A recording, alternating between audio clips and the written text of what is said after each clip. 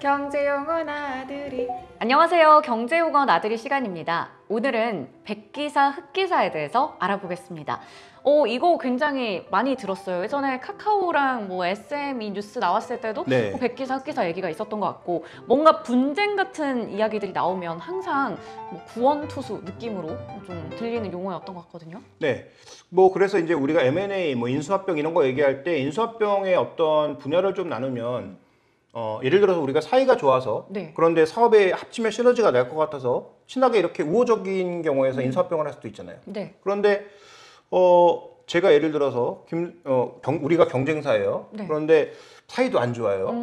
그런데 저 경쟁사를 제가 없애버리고 싶어요. 그래서 돈으로 이제 조금 누르는? 그렇죠. 그래서 적대적인 M&A를 시도할 수도 있는 거죠. 그러니까 우호적인 M&A가 있을 수도 있고 적대적인 M&A가 있을 수가 있는데, 주로 적대적 M&A에서 어느 편을 누가 돕느냐에 따라서 이걸 구분하는 거예요. 그래서 이제 백기사라고 하는 개념과 흑기사라고 하는 개념이 약간 우리가 무슨 동화에서 보는 것처럼 그런 개념적으로 나오게 되는데, 누굴 돕느냐에 따라서 구분하는 거죠. 그래서 적대적 인수합병 시에 공격을 시도하는, 그러니까 저죠. 제가 이제 인수하려고 할 때 저를 돕는 사람은 이제 흑기사라고 부르는 거죠. 반대로 여기는 이제 피인수를 당하는 쪽이잖아요. 그럼 당하는 쪽에서 이쪽을 돕는 거를 백기사라고 하는 거죠.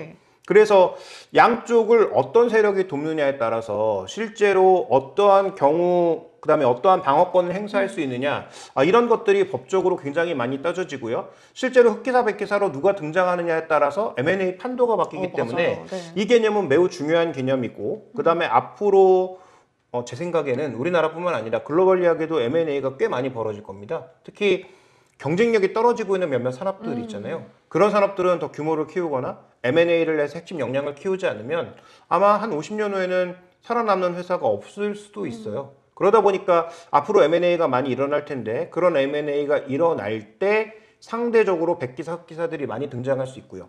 최근의 경향은 또 어떠냐면, 이런 흑기사, 백기사 역할을 누가 담당하느냐?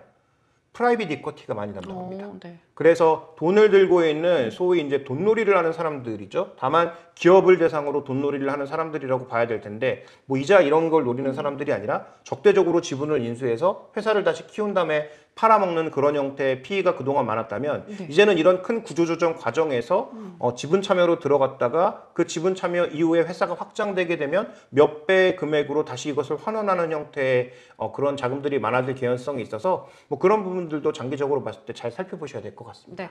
백기사, 흑기사 하면 뭔가 말씀해 주신 것처럼 동화에서 등장한 것처럼 백기사는 백마 타고 온 것 같고, 흑기사는 꼭 그런 표현은 아니지만 뭔가 다크하잖아요. 시크하고 흑화 이런 느낌으로 좀 구분해서 기억하시면 좀 쉽게 생각할 수 있지 않을까 싶습니다. 오늘 이렇게 해서 백기사와 흑기사에 대해서 자세하게 알아봤습니다. 경제용어 나들이. 구독, 좋아요, 알림 설정까지 잊지 마세요.